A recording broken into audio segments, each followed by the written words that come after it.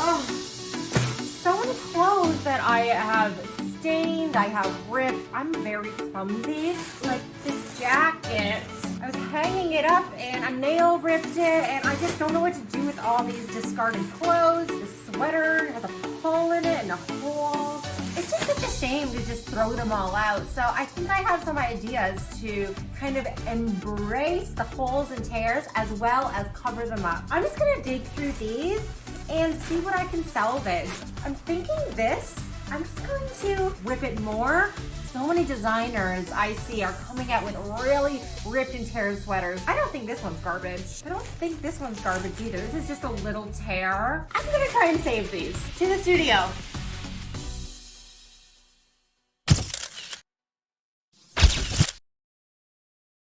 It's so funny, you go to fashion boutiques and you see on the runway all these designer expensive sweaters that are shredded and have holes all over them. So I actually already have the start of one.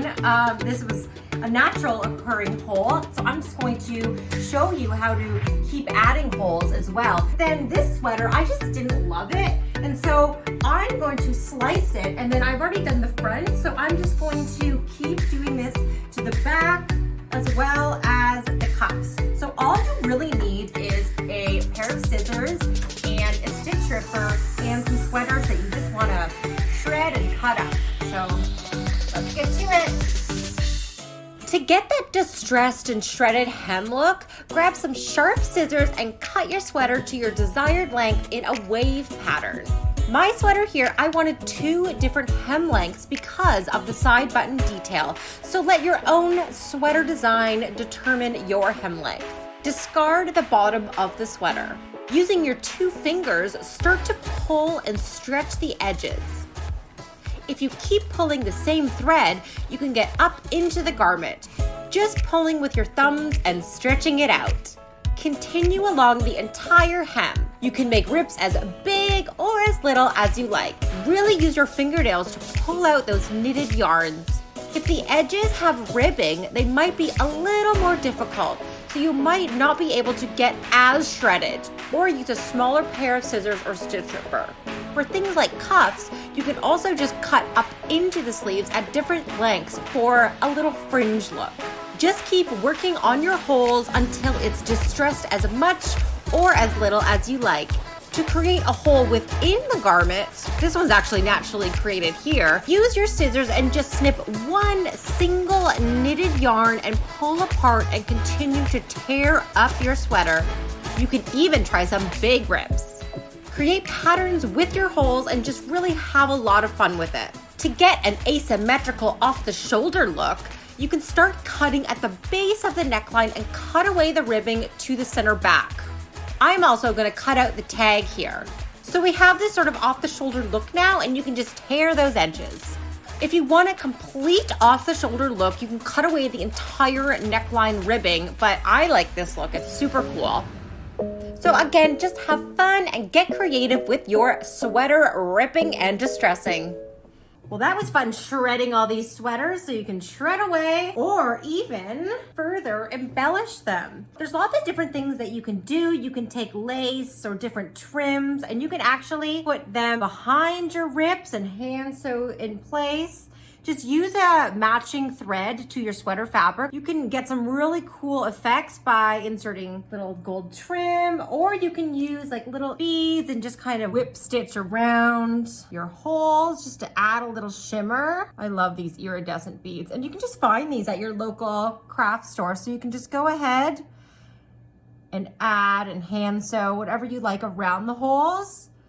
I see a lot of garments in the boutiques like that. Or my favorite thing to do and my style is to actually get different colored safety pins and then repin back holes. It's a really cool effect, and you can always easily take them back out and add more. So I love this effect. And for the safety pin effect, I say more is more. So really, like, you can't just add 1 or 2 here or there. You really have to heavily pin up multiple holes to get that effect. So you can really pin up one hole or all holes, but just get a bunch of different safety pins and just add some kind of metal in. If I was to do this one, I would add a lot more. Also, I have this kind of cutaway neckline. You can even use safety pins to repin this together. Lots of different ways you can further embellish and elevate your distressed sweater. So that's a really cool effect too. But I'm just gonna leave mine as is, wear it a couple times and add some safety pins if I'm kind of going out or want a different look.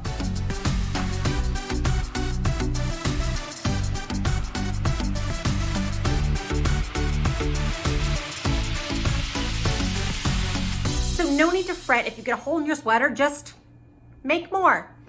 All right, on to my next project. So when I was hanging this jacket up on my wall, a nail caught it and did a little rip in the back. One of my favorite ways to disguise rips, and even if you get a stain, is embroidery. It's a really good way to bring in a new element of design to the garment. The first thing that you need to do is actually decide on an embroidery design, looking at the aesthetic of your garment. I love this color of my garment, and I have this printout of this beautiful cactus kind of scene, and it will go really well with my garment. The best thing about a jacket is it's really easy to get it nice and flat, so you can hoop it into your embroidery machine. Next, I need to actually pick thread colors that go with my fabric color. So you can do the embroidery. Before you just jump in and embroider it, you want to print out your embroidery design to kind of get a rough placement, so you can make sure you hide your rip well within or over your embroidery design. So usually these printable templates have the vertical and the horizontal axis. So I just like to first off draw my center back here because I want my design centered, but I also want my rip covered. So I'm going to try and disguise it, you know, right in the sun. So I'm just going to align that up just to kind of get the gist of where it's kind of starting. It's like a rough placement with some dots like that. Before we embroider over the rip, we don't want it to rip any further.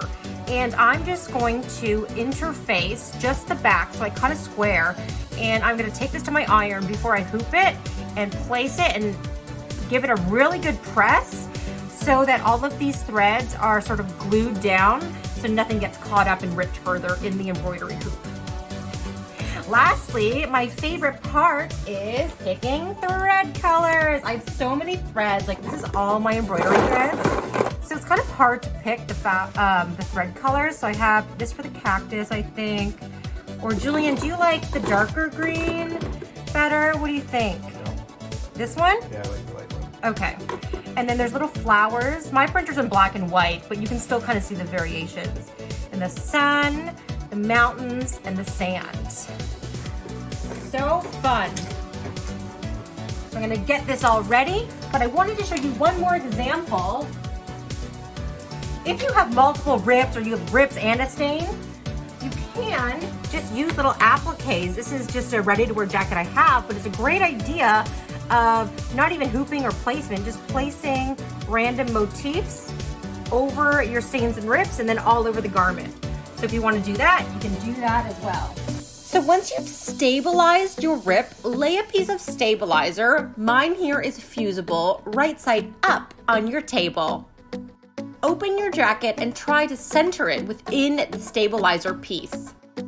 Separate your hoop pieces and slide the under one beneath your stabilizer and your jacket. Make sure everything is laying nice and right, and also try to center it as much as you can at the start. The hoop will provide a center line, so do your best to match those up with the center of your jacket. Every garment is unique, so you might need to accommodate to even not hoop. You could use a sticky stabilizer because I have all this bulk, so that's why I flipped it around. I like to use a ruler to double check the placement. Now I can see this is the embroidery line axis, so I need to know the difference between the hoop and my jacket rip so I can place it on my hoop. push your hoop top in with the jacket and the stabilizer, making sure everything is nice and tight. The good thing, if you don't exactly cover the rip, definitely the embroidery will distract from the rip, so don't get too caught up in the exact placement if you aren't an experienced machine embroiderer. Check your center line again one more time and then clamp it down in place.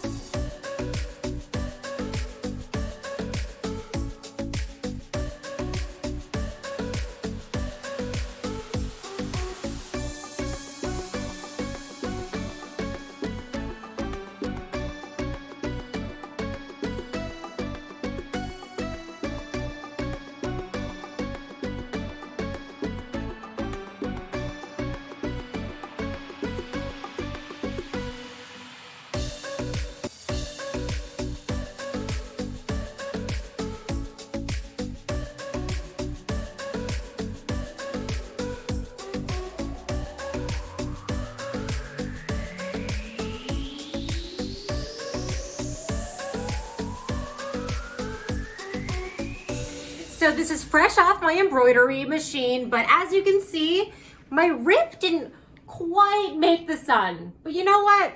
I always have a solution for everything. That's why my motto is always make it work. So what I'm gonna do is actually, without unhooping it, every embroidery machine has some sort of circle. So to go with the sun, I'm just going to place a circle right on top of the sun in the embroidery design on my screen. And then I'm gonna take away the other design and just embroider right on top of it because I know now exactly where it is on my design. So there's always a solution to anything that you try and fix in your wardrobe. So you see on my screen here, so with not moving my original design location, I just added a little circle.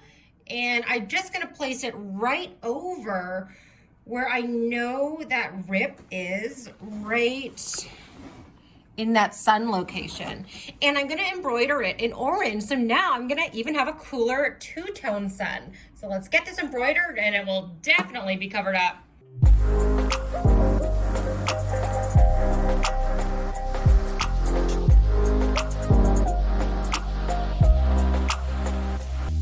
So the thing after embroidery is to trim all of the threads. There's all the little connecting threads. So I like to get comfy and trim away. Julian, can you bring me Burry? I think I need a bunny for this task. Hello, there you go. You like doing tasks with me? Use the smallest scissors you possibly have. Also, I trimmed back my stabilizer and then pressed it actually to the inside of my jacket. And you can trim up these threads as well. Right, Burry? So I'm almost done trimming up all of my little threads and I can't wait to work this back into my wardrobe.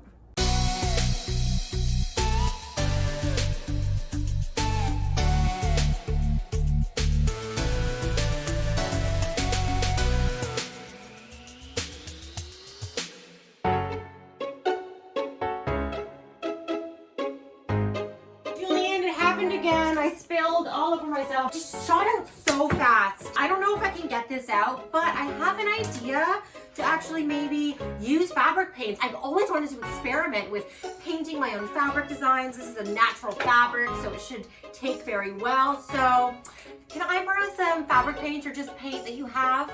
Do you have any? Okay, perfect. Let's see what we have here. Do you have any like brushes, paint brushes? Nice. Okay, you have some sponges I can use there. Yeah, so I'm just going to get creative and disguise these stains in nice artistic brush strokes so it looks like a nice painted garment. I've even seen these styles on the runway, so I know this won't look too out of place in my wardrobe, and I think it'll be pretty cool. Let's try just using some yellow. Try and just do some like, oh, love. And you can just get these little sponges at the dollar store. These are going to be like my flower centers. I'm not the best, obviously, the painter, but almost like the less you try, the better. Yeah, keep doing that, Julian. But if you are a really good artist, you can definitely really try and make it really nice. But I just love this sketchy look. Like, I see tons of fabrics like this, and I love them.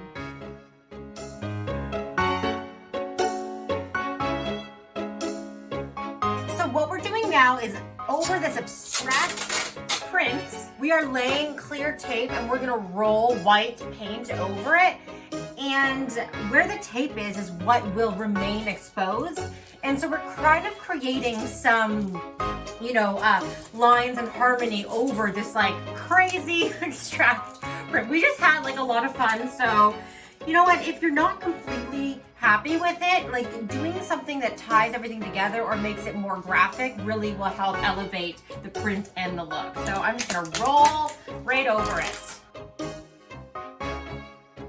So now I'm gonna wait for this to dry, and I can't wait to have fun styling this and wearing this because I love this look. Now for the hardest part, it's just waiting for my lovely newly painted dress without a stain to dry.